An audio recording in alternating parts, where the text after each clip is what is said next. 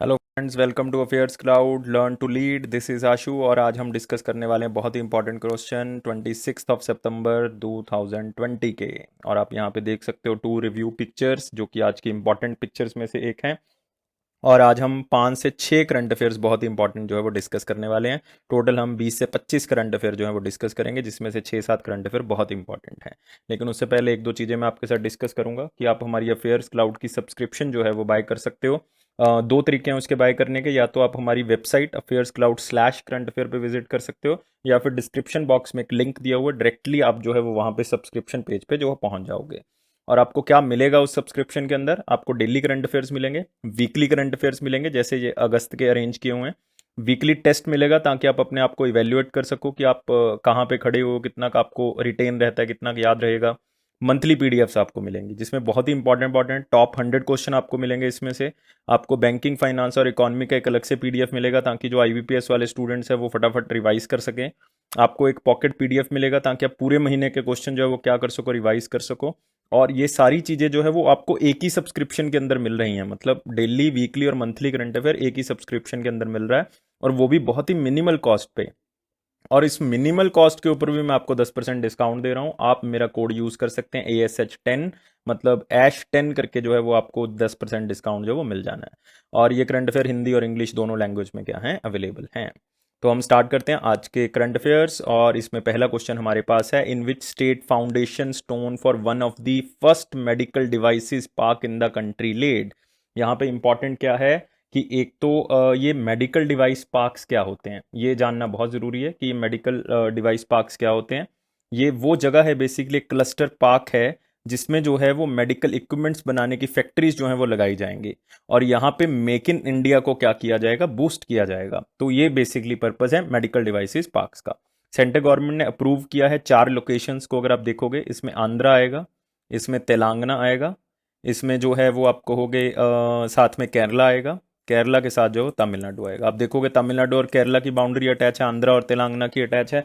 तो बेसिकली इन 4 स्टेट्स में जो है ये लगाना है मेडिकल डिवाइस पार्क्स, ताकि maximum to maximum testing facility को जो है वो बढ़ाया जा सके, बहुत ही अच्छी एडवांस टेस्टिंग फैसिलिटी हो सके, और साथ ही साथ जो मेक इन इंडिया को बूस्ट किया जाए। तो दो पर्पज़ हैं इसके। तो इसको वेरी इंपॉर्टेंट क्वेश्चंस के अंदर मार्क कर लो। आज से हम हर क्वेश्चन के साथ जो बहुत ही इंपॉर्टेंट होगा, 3 कैटेगरीज हमने बनाई है, एक इंपॉर्टेंट क्वेश्चन की, एक वेरी इंपॉर्टेंट की, एक मोस्ट इंपॉर्टेंट की।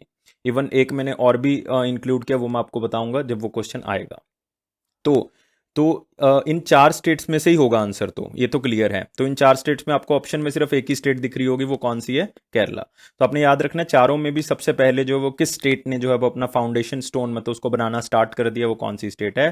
केरला। केरला ने इसको जो है वो स्टार्ट कर दिया है। तो आपने याद रखना है इसको। केरला बहुत ही इंपॉर्टेंट है। केरला में बहुत ही इंपॉर्टेंट नेशनल पार्क है, silent valley national park, most important national park. एक रिवर बहुत ही फेमस, पेरियार रिवर, तो पेरियार नेशनल पार्क जो है वो केरला के अंदर बहुत ही इंपॉर्टेंट। तो याद रखना है केरला स्टेट गाइस। तो आप देख सकते हो फर्स्ट मेडिकल डिवाइस पार्क जो है वो केरला में आपको मिलेगा। और एक चीज़ आप जीएस के परस्पेक्टिव में एक चीज़ और नोट कर सकते हो कि वेस्टर्न घाट की हाईएस्ट माउंटेन भी जो है वो भी केरला में है, अन्नायमुडी। अन्नायमुडी जो है वो हाईएस्ट माउंटेन है वेस्टर्न घाट्स की, लिख सकते हो आप वेस्टर्न घाट्स की। ईस्टर्न घाट की जो महेंद्रगिरी है, और वेस्टर्न घाट्स की जो कौन सी है, अन्नायमुडी। 2695 मीटर, that is the height of Anamudi. तो इसको याद रख सकते हो आप, बहुत इंपॉर्टेंट है। नेक्स्ट क्वेश्चन आते हैं, which state launched you rise portal for students. इसको यू स्टूडेंट करके याद करियो, क्योंकि यू स्टूडेंट मतलब क्योंकि आपके लिए स्टार्ट किया गया, तो यू राइज। तो ये कौन सी स्टेट गवर्नमेंट ने स्टार्ट किया है? इसमें हर तरह की चीज़ें आपको प्रोवाइड की जाएंगी, लाइक एम्प्लॉयमेंट जनरेशन प्रोग्राम भी इसके अंदर है, करियर काउंसलिंग है इसमें कि आप आगे क्या कर सकते हो, कहाँ पे अपॉर्चुनिटीज़ ज़्यादा हैं, कौन सा कोर्स आपको करना चाहिए, हर तरह की चीज़ स्टूडेंट से रिलेटेड जो वो इसके अंदर प्रोवाइड जो है वो की गई है। और ये यू राइस पोर्टल जो है वो कौन सी स्टेट ने स्टार्ट किया है? यू से आप याद रखोगे उत्तर प्रदेश। तो कौन सी स्टेट ने स्टार्ट किया? उत्तर प्रदेश। उत्तर प्रदेश के चीफ मिनिस्टर आपको पता ही हैं, योगी आदित्यनाथ जी, और जो गवर्नर हैं वो हैं हमारे पास आनंदीबेन पटेल जी। और उत्तर प्रदेश के अंदर बहुत ही important national parks, wild life sanctuaries हैं। और मोस्ट इंपॉर्टेंट तो कौन सा है? Dudhwa national park. याद रखना गाइस, दुधवा नेशनल पार्क। तो दुधवा नेशनल पार्क को याद रखोगे। सेकंड थिंग आपने जो है वो याद रखनी है यहाँ पे, Hastinapur wild life sanctuary. Hastinapur wild life sanctuary. Clear? ये सारी चीज़ें जो है वो आप याद रखोगे उत्तर प्रदेश से रिलेटेड, और खास करके गवर्नर जो है वो आनंदीबेन पटेल जी। यहाँ पे देखोगे U rise portal for student empowerment inaugurated by Yogi Adityanath ji. तो इसमें स्टूडेंट्स के लिए हर तरह की फैसिलिटी जो है वो क्या की गई है, प्रोवाइड की गई है। लाइक कोई करियर काउंसलिंग चाहिए, आपको एम्प्लॉयमेंट के बारे में कुछ पूछना है, सरकार आपको एम्प्लॉयमेंट के बारे में यहाँ पे बताएगी कि यहाँ यहाँ पे जो है वो जगह खाली है, तो आप जो है वो भर सकते हो। तो ये सारी चीज़ें जो हैं वो इसके अंदर प्रोवाइड की हैं। यू से याद रखना है उत्तर प्रदेश। नेक्स्ट आते हैं, India provided financial assistance to which country as a post earthquake reconstruction. ये क्वेश्चन मैंने कल की न्यूज़ में भी आपको करवाया था कि जो एजुकेशनल आप कह सकते हो बिल्डिंग्स हैं उनको दोबारा से रिकंस्ट्रक्ट करने में इंडिया हेल्प कर रहा है, कौन सी कंट्री की, नेपाल की। तो बेसिकली प्रॉब्लम क्या है कि नेपाल में 2015 में एक अर्थक्वेक आया था, बहुत ही आप कह सकते हो कि तबाही वो करके गया था नेपाल के अंदर, और इसको गोरखा अर्थक्वेक भी जो है वो कहा जाता है, गोरखा अर्थक्वेक, क्योंकि गोरखा बेसिकली रेजिमेंट है या एक आप कह सकते हो एक प्रजाति है, वो कौन से एरिया की है, वो नेपाल की। और गोरखा अर्थक्वेक में बहुत से लोग जो है वो डिस्प्लेस हो गए, बहुत सी डिस्ट्रक्शन हो गई नेपाल में, और इंडिया ने ही जो है वो वहाँ पे रिकंस्ट्रक्शन का काम करना स्टार्ट किया था, और इंडिया ने ही सबसे पहले वहाँ पे जो है वो आप कह सकते हो कि रिकंस्ट्रक्शन का काम वहाँ पे स्टार्ट करवाया था। और कौन सी कंट्री होगी फिर आंसर में, नेपाल। तो याद रखना है पोस्ट अर्थक्वेक रिकंस्ट्रक्शन काम जो है वो नेपाल में आएगा। पोस्ट अर्थक्वेक रिकंस्ट्रक्शन जब भी वर्ड देखोगे आंसर क्या लगाना है, नेपाल। आगे कुछ भी पूछा हो, फाइनेंशियल सिस्टम पूछा हो, कुछ भी हो, ऑलमोस्ट 96 करोड़ इंडियन करेंसी में जो वो इंडिया क्या कर रहा है, पे कर रहा है। तो वेरी इंपॉर्टेंट क्वेश्चन में इसको मार्क कर लो। आप देख सकते हो India releases 1.54 billion Nepali rupees, Nepal की करेंसी में 1.54 बिलियन बनेगा, अदरवाइज इंडिया की करेंसी अकॉर्डिंग 96 करोड़ रुपीज बनेंगे। तो इतना पैसा जो है वो इंडिया क्या कर रहा है, प्रोवाइड कर रहा है पोस्ट रिकंस्ट्रक्शन के लिए। और नेपाल के बारे में आपको पता ही है, प्राइम मिनिस्टर जो हैं वो केपी ओली हैं, और प्रेसिडेंट जो हैं वो विद्या भंडारी हैं। तो याद रखोगे विद्या देवी भंडारी, और कैपिटल काठमांडू। नेक्स्ट आते हैं, इंडियन नेवी कंडक्टेड ए 2 डे लॉन्ग पैसेज एक्सरसाइज पैस एक्स विद विच कंट्री।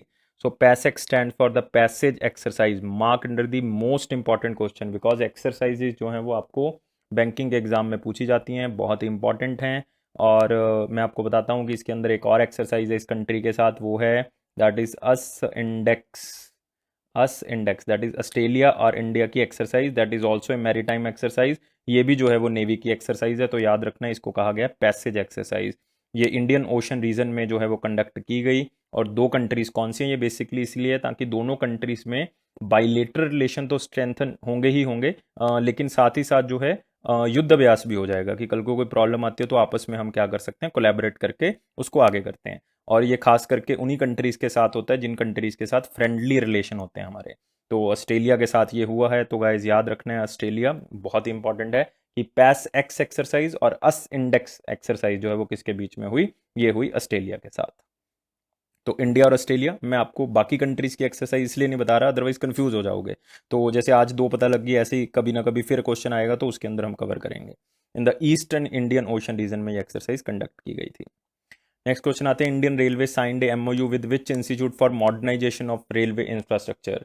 तो इनको ज़रूरत है ऐसे आप कह सकते हो थिंकर्स की, जो कि बहुत अच्छा सोच के जो है वो रेलवे इंफ्रास्ट्रक्चर को इम्प्रूव कर सकें। और वो कौन से आईआईटी या आईआईएससी बेंगलोर के हैं कि जिनसे ये पता लग जाए कि हाँ जी यहाँ पे इम्प्रूवमेंट की ज़रूरत है। लाइक ये बहुत तरह से जो है वो हेल्प कर सकते हैं। लाइक ये रेलवे ट्रैक्स में इम्प्रूव कर सकते हैं, आप कह सकते हो कि रेलवे ट्रैक्स की बजाय ये रेलवे सेफ्टी के ऊपर जो है वो क्या कर सकते हैं, काम कर सकते हैं। साथ ही साथ कंडीशन बेस्ड मॉनिटरिंग कर सकते हैं, ट्रैक्शन इंस्टॉलेशन कर सकते हैं, कम्युनिकेशन सिस्टम को इम्प्रूव कर सकते हैं, इलेक्ट्रिकल सेफ्टी, जो भी चीज़ें जो हैं वो रेलवे के साथ जुड़ी हुई हैं उनके इंफ्रास्ट्रक्चर को इम्प्रूव कर सकते हैं। तो इंडियन रेलवेज जो है ये टाई अप हुआ है किसके साथ, आईआईटी कानपुर के साथ हुआ है। किसके साथ हुआ है, आईआईटी कानपुर के साथ। और ये टाई अप आपने याद रखना है कि बहुत ही हेल्पफुल होगा रेलवे इंफ्रास्ट्रक्चर को इम्प्रूव करने में, क्योंकि यूथ जो है वो अब इंडल्ज हो रहा है इन चीज़ों के अंदर, और ये बहुत ही अच्छे तरीके से फिर बाहर निकलेंगे। और इंडियन रेलवेज के लिए एक बहुत ही इंपॉर्टेंट न्यूज़ बता रहा हूँ, मोस्ट इंपॉर्टेंट करके लिख लो, अगर कॉपी के ऊपर लिख रहे हो तो, या स्क्रीनशॉट ले लो, कि वीके यादव जी, ये क्वेश्चन आएगा गाइस आईबीपीएस में, ये नोट कर लियो आप। वीके यादव, मतलब मैं पूरा नाम ले रहा हूँ, विनोद कुमार यादव जी को सीईओ बनाया गया है, चेयरमैन बनाया गया है रेलवे बोर्ड का। और ये याद रखना है, ये पहले रेलवे बोर्ड के सीईओ हैं, विनोद कुमार यादव जी, याद रखोगे इनका नाम। और आईआईटी कानपुर के साथ रेलवे का टाई अप हुआ है। तो आप यहाँ पे देख सकते हो किस तरह से रेलवे को बेहतर बनाया जा सकता है आईआईटी कानपुर के जो बहुत ही अच्छी फैकल्टी है वो बताएगी कि किस तरह से मॉडर्नाइज करेंगे। नेक्स्ट क्वेश्चन पिक्चर से आप देखोगे, इंडिया और अफ्रीका के बीच में जो है एक प्रोजेक्ट पार्टनरशिप प्रोग्राम चलता है, वो काफ़ी टाइम से जो है वो ऑर्गेनाइज किया जाता है। और इसको ऑर्गेनाइज किए किसने किया है? कॉन्फेडरेशन ऑफ इंडियन इंडस्ट्रीज और एक्सपोर्ट इम्पोर्ट बैंक दोनों ने मिलकर जो है वो इसको डिजिटली जो है वो ऑर्गेनाइज किया है। नाउ वाई इंडिया और अफ्रीका? बिकॉज अफ्रीका में इंडिया जो है वो बहुत ज़्यादा डेवलपमेंटल प्रोजेक्ट्स के ऊपर काम करता है और बहुत ही इंपॉर्टेंट भी है अफ्रीका हमारे लिए, क्योंकि बहुत सी चीज़ें हम अफ्रीका में क्या करते हैं? एक्सपोर्ट करते हैं, खास करके डेवलपमेंटल प्रोजेक्ट के बेसिस पे, लाइक कंस्ट्रक्शन बेसिस पे हम बहुत ज़्यादा चीज़ें एक्सपोर्ट करते हैं। तो अफ्रीका बहुत ही अच्छी डेस्टिनेशन है। इंडिया बहुत ज़्यादा पैसा जो है वो अफ्रीका में इन्वेस्ट करता है इंफ्रास्ट्रक्चरल बेसिस पे, और दोनों के रिलेशन जो वो अच्छे रहें, क्योंकि ऑल ओवर अफ्रीका में इंडिया के जो है वो 37 कंट्रीज़ के साथ बहुत ही अच्छे रिलेशन है, और हम बहुत ज़्यादा ट्रेड इन कंट्रीज़ के साथ करते हैं। तो इसलिए ये बहुत ज़रूरी है कि इंडिया और अफ्रीका के रिलेशन को जो है वो हम क्या करें? मजबूत करें। इसलिए इंडिया और अफ्रीका का कॉन्क्लेव जो है वो क्या किया? ऑर्गेनाइज किया गया।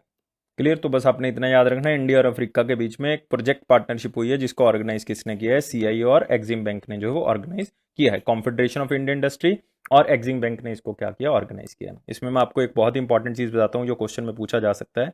अफ्रीका जो कॉन्टिनेंट है उसमें मोस्ट इंपॉर्टेंट कंट्री कौन सी है? South Africa.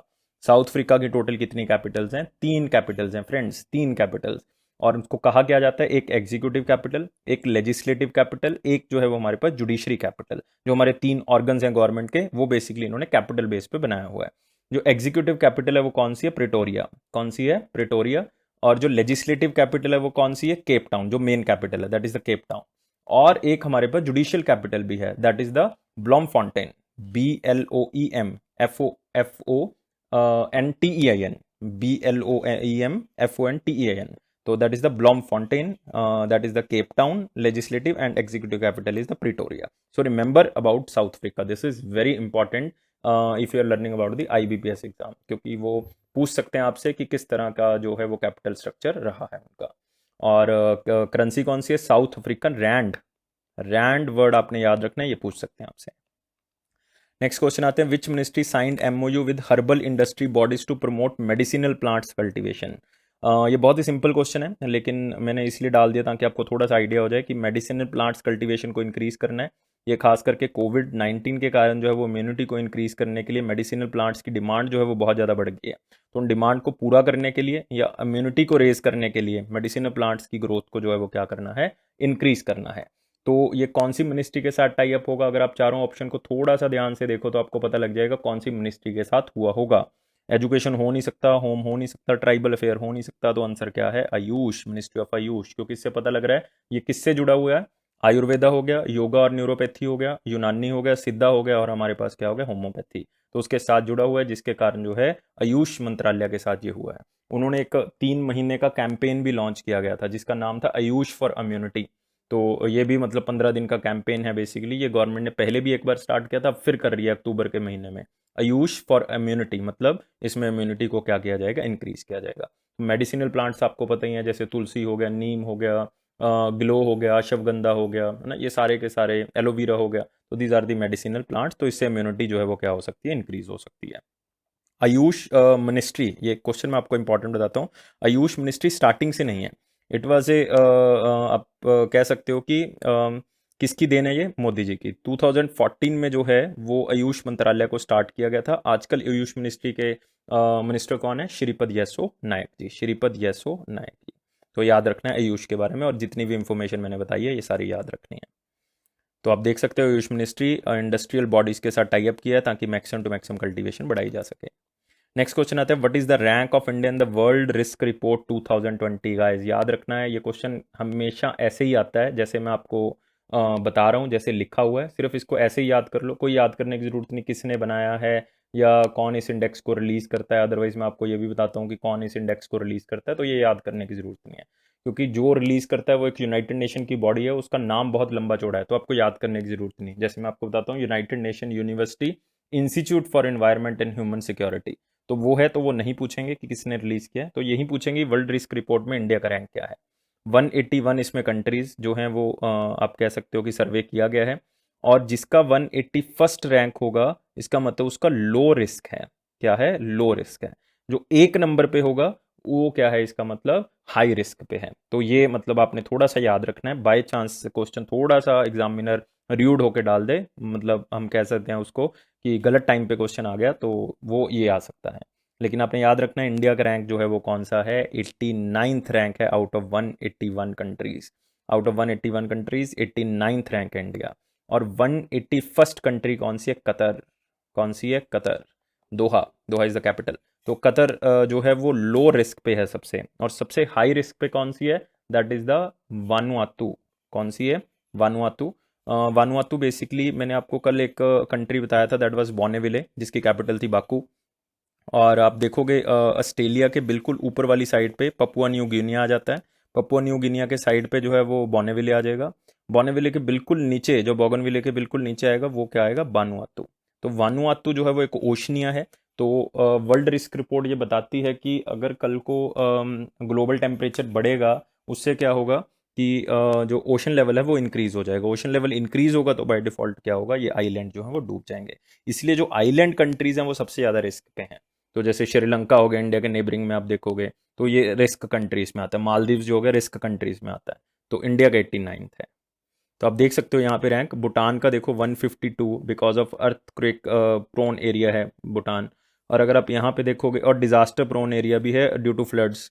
और नेपाल का देखो 121, ये भी आप कह सकते हो कि रिस्क प्रोन एरिया है। और पाकिस्तान का 87 आप देख सकते हो यहाँ पे। और Bangladesh 13 because of the flood prone area. Afghanistan 57, ठीक है। श्रीलंका 74। तो ये हाई रिस्क कंट्रीज़ हैं जो ये आती हैं, और इंडिया से काफ़ी नीचे हैं अगर आप देखोगे काफ़ी कंट्रीज़ के रैंक। आपने याद रखना है इंडिया का रैंक जरूर याद रखना है, 89th रैंक है इंडिया का। नेक्स्ट आते हैं, which country chaired the annual informal summit of south Asian association for regional corporation of council of ministers. ये बहुत इंपॉर्टेंट है फ्रेंड्स, मैंने आपको ब्रिक्स का बताया हुआ है। ब्रिक्स की जो चेयरमैनशिप है वो किसके पास है, रशिया के पास है। G20 की जो चेयरमैनशिप है वो किसके पास है, वो है सऊदी अरबिया के पास।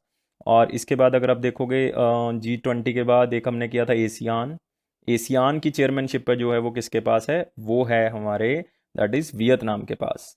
और अभी मैंने पूछ लिया किसका, सार की। सार की चेयरमैनशिप किसके पास है, नेपाल की। तो ये क्वेश्चन इसमें इंपॉर्टेंट, इसलिए मैंने वेरी इंपॉर्टेंट क्वेश्चन में लगा लिया। ये इंपॉर्टेंट नहीं है कि किसने मीटिंग को अटेंड किया, वो तो एस जयशंकर जी हैं जिन्होंने मीटिंग को अटेंड किया, हमारे फॉरेन मिनिस्टर। तो उन्होंने अटेंड किया। अदरवाइज सार्क की अध्यक्षता जो है किसके पास है, नेपाल की। और सार्क का अगर आप हेडक्वार्टर भी देखोगे वो भी आपको कहाँ पे मिलेगा, काठमांडू में मिलेगा, नेपाल में मिलेगा। सार्क की मेंबर कंट्रीज कितनी है, 8 हैं। लेकिन जब ये सार्क बनाया गया था तब 7 थी। एक कंट्री बाद में ऐड हुई है, वो कौन सी ऐड हुई है, अफगानिस्तान। और आप यहाँ पे देख सकते हो कि एस जयशंकर जी इस मीटिंग को अटेंड कर रहे हैं, जो कि सार्क की काउंसिल ऑफ मिनिस्टर्स की मीटिंग है। ये सिर्फ कोविड-19 के कारण इस मीटिंग को किया गया था, ताकि किस तरह से सिचुएशन को हैंडल करना है नेबरिंग कंट्रीज में खास करके।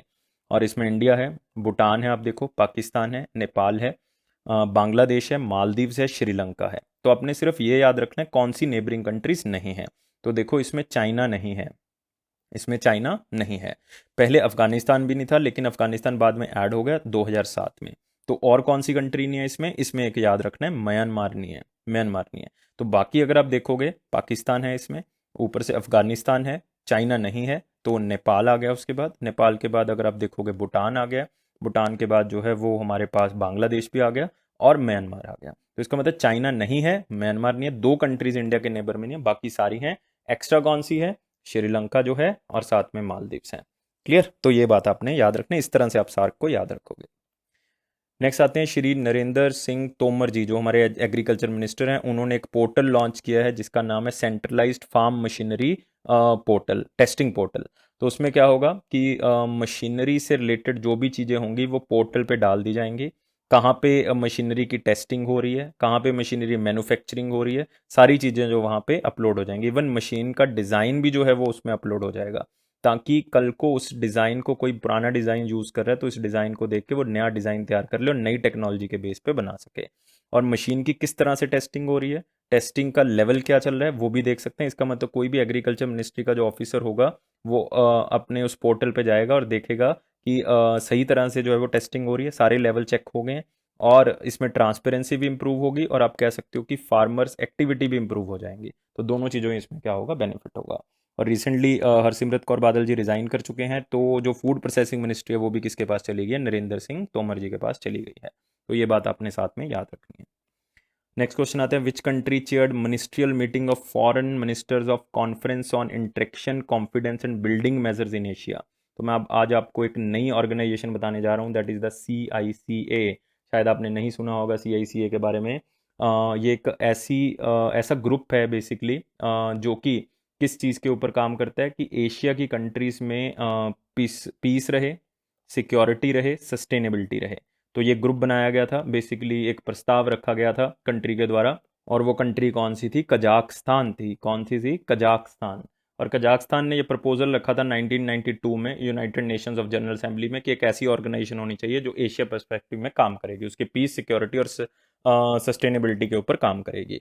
तो 1999 में जो है वो ये ऑर्गेनाइजेशन की पहली मीटिंग जो है वो की गई। 1999 में ये मीटिंग हुई थी, और इसके आज की डेट में 27 मेंबर कंट्रीज़ हैं। 27 मेंबर कंट्रीज़ हैं, कुछ ऑब्जर्वर नेशन है, लेकिन इंडिया जो है वो इसका हिस्सा है। बांग्लादेश है, अफगानिस्तान, चाइना, इवन ये कंट्रीज़ भी जो हैं वो इसकी मेंबर हैं। और 2018 से लेके 2020 मतलब 2020 तक जो मेंबरशिप थी, जो चेयरमैन था वो कौन सा कंट्री था? वो था तजिकिस्तान। मतलब 2020 की जो मीटिंग है इसकी, वो जो है वो तजिकिस्तान के द्वारा जो है वो चेयर की गई है। लेकिन 2021 में ये किसके पास चली जाएगी मेंबरशिप? कजाकिस्तान के साथ। Sorry, not membership, it is the chairmanship. Chairmanship किसके पास चली जाएगी? कजाकिस्तान। तो याद रखना है कि एक नई ऑर्गेनाइजेशन मैंने आपको बताई है, CICA। इसके टोटल मेंबर कंट्रीज जो हैं वो कितनी है? 27। और अभी जो है वो चेयरमैन कौन है? तजिकिस्तान। और बन कौन जाएगा 2021 में? कजाकिस्तान। तो आप देख सकते हो एस जयशंकर जी ने इसको अटेंड किया है। नेक्स्ट आते हैं, which state one the United nation that is the inter agency task force award 2020। ये यूनाइटेड नेशन की तरफ से एक टास्क फोर्स अवार्ड दिया जाता है, किसके लिए? सस्टेनेबल डेवलपमेंट गोल को अचीव करने में। और सस्टेनेबल डेवलपमेंट गोल कौन सी बात करें? नॉन कम्युनिकेबल डिजीजेस के लिए जो वो बात कर रहे हैं। मतलब उस स्टेट ने बहुत ज़्यादा एफर्ट्स किए कि नॉन कम्युनिकेबल डिजीजेस को हम कंट्रोल कर सकें, ताकि सस्टेनेबल डेवलपमेंट गोल्स को क्या कर सकें? अचीव कर सकें।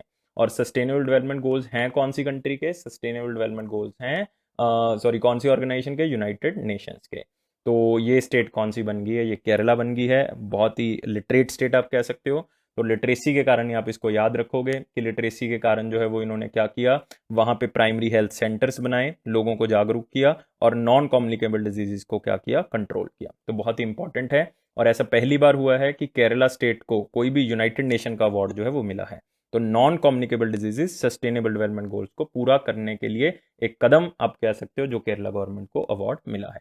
और भी कंट्रीज के हेल्थ मिनिस्ट्रीज को मिला है, जैसे रशिया की हेल्थ मिनिस्ट्री को मिला है, अर्मेनिया की हेल्थ मिनिस्ट्री को मिला है। लेकिन आपने याद नहीं रखना, आपने सिर्फ केरला का याद रखना है, हमारे लिए यही इंपॉर्टेंट है।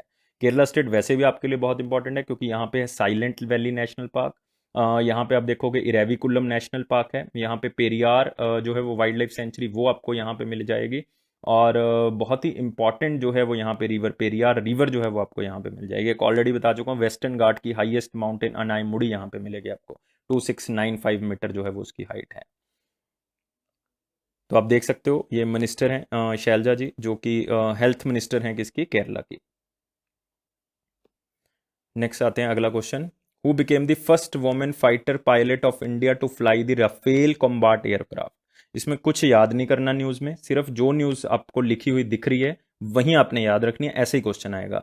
और ये मोस्ट मोस्ट इंपॉर्टेंट क्वेश्चन है फ्रेंड, जो मैं आपको बता रहा था कि फोर्थ कैटेगरी, जो कि 100% मैं क्वेश्चन की कहता हूँ कि ये आएगा ही आएगा। ठीक है, तो इसलिए इसको याद रखना है, जैसे लिखा हुआ वैसे ही आएगा ये क्वेश्चन, कि पहली वोमेन कौन बनी जो राफेल कॉम्बैट एयरक्राफ्ट को उड़ाएगी, और वो कौन है? शिवांगी सिंह। याद रखना है, शिवजी भगवान के नाम से शिवाजी जो हैं वो राफेल फ्लाइट को उड़ाएंगे, तो शिवांगी जो हैं वो राफेल फ्लाइट को उड़ाएंगी। मोस्ट मोस्ट इंपॉर्टेंट क्वेश्चन आपने याद रखना है, first women who will fly the Rafale India. और कहाँ से लिया राफेल? फ्रांस से हमने लिया, फ्रांस से। नेक्स्ट आते हैं, who became the brand ambassador of Akash educational services limited. Important question में मार्क कर लो इसको, क्योंकि एम्बेसडर जो हैं वो बैंकिंग के एग्जाम में बहुत पूछते हैं। तो मैं आपको कुछ एम्बेसडर्स बता दूंगा आज, 3-4 रिवाइज करवा दूंगा आपको, तो याद रखने आपने। आकाश आपको पता ही एक लीडिंग इंस्टीट्यूट है, जो कि +2 तक की एजुकेशन जो है वो प्रोवाइड करता है, लाइक इंजीनियरिंग फील्ड में और मेडिकल स्ट्रीम के बच्चों को जो है वो तैयार करते हैं। तो बहुत ही हम कह सकते हैं कि वेल रिनाउंड इंस्टीट्यूशन। और उसका ब्रांड एम्बेसडर जो है वो किसको बनाया गया है? युवराज सिंह को बनाया गया, ताकि उनके डिजिटल प्लेटफॉर्म को एजुकेशन इंस्टीट्यूशन के क्या कर सकें? प्रमोट कर सकें। तो युवराज सिंह को उसका जो है वो बनाया गया है। सचिन तेंदुलकर को अब मैंने बताया था पेटीएम फर्स्ट गेम्स का बनाया गया है। और सुरेश रैना को नाइन स्टैक्स जो कि एक पोकर गेम है, पोकर साइट है, उसका बनाया गया है।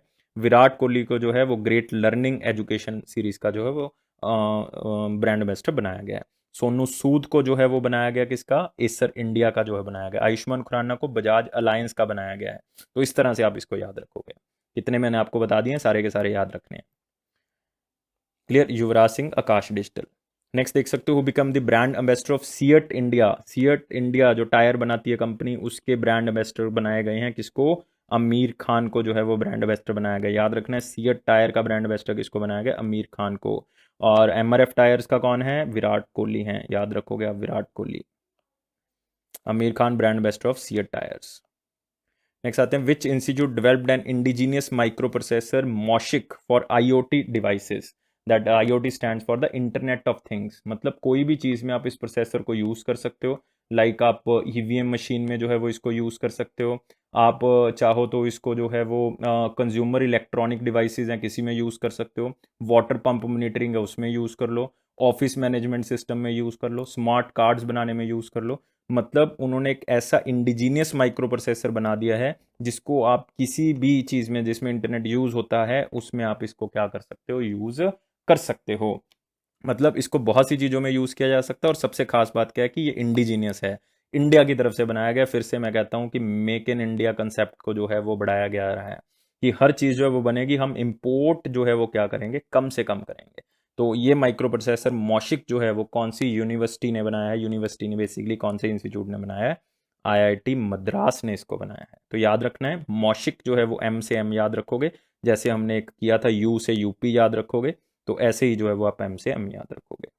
तो आईआईटी मद्रास जो है वो ये बनाता है मॉशिक नाम का माइक्रो प्रोसेसर जो कि इंटरनेट ऑफ थिंग्स में जो है वो यूज़ होगा। नेक्स्ट आते हैं, which bank in association with fintech partners had introduce near field communication based contact lens payment solution. मतलब ये बैंक जो है वो कुछ ऐसे डेबिट कार्ड इशू कर रहा है जिस डेबिट कार्ड से क्या होगा, क्या पॉइंट ऑफ सेल जो मशीन होगी तो वहाँ पे आप लेके जाओगे और वाईफाई, मतलब कह सकते हो कि बिना कॉन्टैक्ट किए ही जो है वो क्या हो जाएगी, पेमेंट आपकी हो जानी है। ये आपने शायद देखा भी होगा, ये खास करके स्टार्ट किया गया ट्रांसपोर्ट के लिए कि बसेस में जो है वो आप जो मशीन होगी दी जाएगी उनको, तो उसके थ्रू जो है वो आप कार्ड को दिखाओगे, उस मशीन के ऊपर वेव करोगे, तो उसके बाद जो है वो अपने आप ही ट्रांजैक्शन हो जाएगी।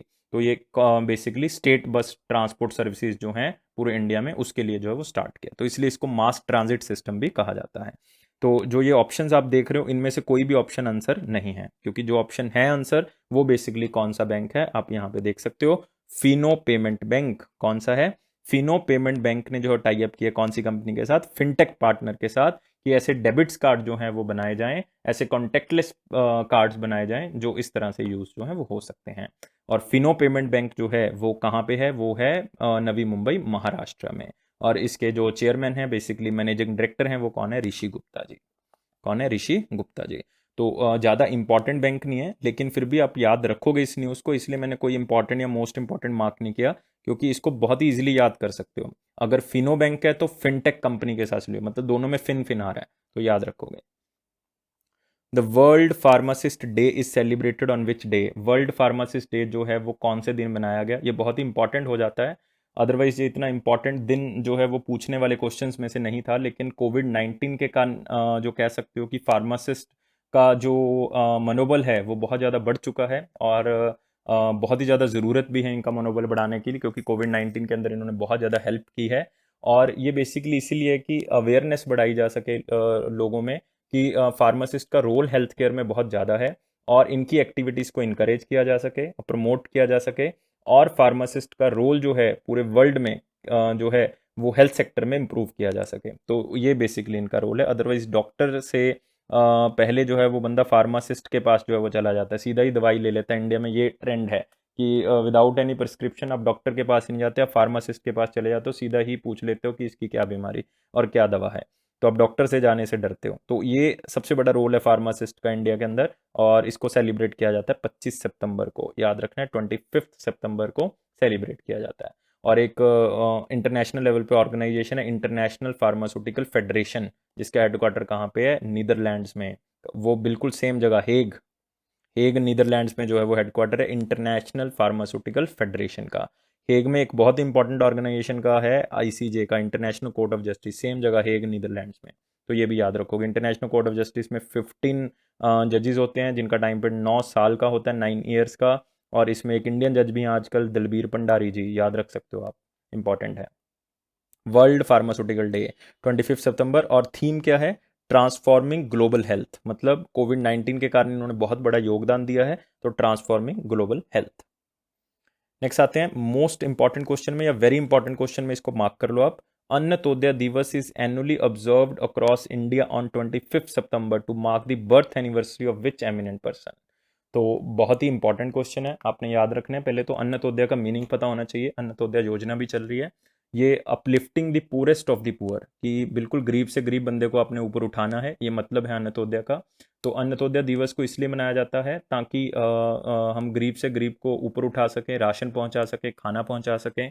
जो अन्नतोदय योजना है उसमें 35 kg जो है वो अनाज पहुंचाया जाता है सस्ते दाम में लोगों को, राशन शॉप्स में जो है वो अनाज जो है वो मिल जाता है। अब तो one nation one ration card भी हो गया स्टार्ट, तो इसका मतलब आप कहीं पे भी वो अनाज ले सकते हो अंडर द अन्नतोदय योजना। और ये किन की बर्थ एनिवर्सरी के सेलिब्रेट किया जाता है? पंडित दीनदयाल उपाध्याय जी के, स्टार आप कह सकते हो कि पर्सन हैं बीजेपी के, भारतीय जनता पार्टी के, और भारतीय जनसंघ के भी जो है वो बहुत ही फेमस पर्सन रहे हैं। फिलोसफर हैं, नेशनलिस्ट मूवमेंट ऑफ इंडिया के, और पॉलिटिकल एक्टिविस्ट रहे हैं। इस बार हमने 104th जो है वो बर्थडे हमने सेलिब्रेट किया है, क्योंकि 1916 में इनका जन्म हुआ था 25 सितंबर को। तो आप याद कैसे रखोगे? आपने याद रखना है कि अन्नतोदय में क्या देते हैं? पुअर, गरीब बंदा है, अगर गरीब बंदा सही से अनाज नहीं खाएगा तो इसका मतलब क्या हो जाएगा? वो फार्मासिस्ट के पास जाएगा। तो इस तरह से आप याद रखोगे, अन्नतोदय दिवस एंड द फार्मास्यूटिकल जुड़े हुए हैं आपस में, और दोनों का दिन सेम है, कौन सा? 25 सितंबर को, और दोनों ही याद रखोगे। और ये किसके द्वारा सेलिब्रेट किया जाता है? ये मिनिस्ट्री ऑफ रूरल डेवलपमेंट की तरफ से जो है वो सेलिब्रेट किया जाता है। और मिनिस्ट्री ऑफ रूरल डेवलपमेंट ने इसके लिए एक प्रोग्राम भी ऑर्गेनाइज किया 25 सितंबर को, जिसका नाम है कौशल से कल बदलेंगे, मतलब हिम्मत से जो है वो कल बदलेंगे। तो ये याद रखना है। और इसके मिनिस्ट्री ऑफ रूरल डेवलपमेंट के मिनिस्टर कौन है? नरेंद्र सिंह तोमर जी। उनके पास एग्रीकल्चर मिनिस्ट्री भी है, फूड प्रोसेसिंग मिनिस्ट्री भी है, और जो रूरल एंड आप कह सकते हो रूरल डेवलपमेंट मिनिस्ट्री भी उनके पास है। तो पंडित दीनदयाल उपाध्याय जी। तो आप देख सकते हो पंडित दीनदयाल उपाध्याय जी, 1916 में इनका जन्म हुआ, 68 में जो है वो देहांत हो गया, तो 25 सितंबर को। नेक्स्ट क्वेश्चन आता है, who release technology vision for cyber security for urban cooperative banks. एक तो याद रखना कि only for urban cooperative banks है, कोई रूरल कोऑपरेटिव बैंक्स या आप कह सकते हो डिस्ट्रिक्ट कोऑपरेटिव बैंक्स के लिए नहीं है, सिर्फ अर्बन कोऑपरेटिव बैंक्स के लिए है। और ये technology vision of cyber security क्या है कि जो अर्बन कोऑपरेटिव बैंक्स हैं इसमें सिक्योरिटी थ्रेट्स ज़्यादा होते हैं, तो इसलिए इनको इन सिक्योरिटी थ्रेट से बचाया जा सके, जो साइबर अटैक्स हैं उनसे बचाया जा सके, तो उसके लिए ये विजन जो है वो तैयार किया गया है। किसके द्वारा तैयार किया गया? बहुत ही सिंपल है, आरबीआई के द्वारा तैयार किया गया। काफ़ी लोग नाबार्ड लगाएंगे आंसर, गलत है नाबार्ड। अगर आरआरबीज होता तो वो मैक्सिमम चांस थे कि आंसर क्या होता? नाबार्ड, लेकिन अदरवाइज आंसर क्या है? आरबीआई। तो आरबीआई ने याद किया है, सिर्फ इस क्वेश्चन को ऐसे ही मतलब याद रखना है, ज़्यादा इंपॉर्टेंट नहीं है, मतलब क्वेश्चन आने के चांसेस भी जो हैं वो 3-4% है कि आ सकता है, अदरवाइज आप बस इसको पढ़ोगे और 2-3 बार मैं आपको करवा ही दूंगा वीकली करंट अफेयर में या मंथली में, तो आपको याद हो ही जाना है। नेक्स्ट आते हैं former Australian cricketer Dean Jones, जिनका देहांत हो गया है। ये बेसिकली अगर आप कहोगे 59 ईयर्स ओल्ड, इनका जो है वो कार्डियक अरेस्ट के कारण देहांत हो गया। और खास बात ये थी कि ये इस टाइम पे इंडिया में आए हुए थे, और इनका देहांत जो है वो मुंबई में हुआ। तो ये आप कह सकते हो कि ऑस्ट्रेलिया से हैं, लेकिन देहांत जो है वो मुंबई में हुआ। और ऑस्ट्रेलिया के बहुत ही अच्छे प्लेयर्स में से इनका नाम लिया जाता है। और जब ऑस्ट्रेलिया ने सबसे पहली बार वर्ल्ड कप जीता था 1987 में, ये उस वर्ल्ड कप की टीम का हिस्सा थे, डीन जॉन्स। तो जस्ट आपको पूछ सकते हैं कि डीन जॉन्स रिसेंटली देहांत हो गया, किस फील्ड से रिलेटेड थे, या अगर क्रिकेटर लिख दिया क्वेश्चन में तो पूछेंगे कौन सी कंट्री के क्रिकेटर थे। तो ये 2 क्वेश्चन इसमें से बनते हैं।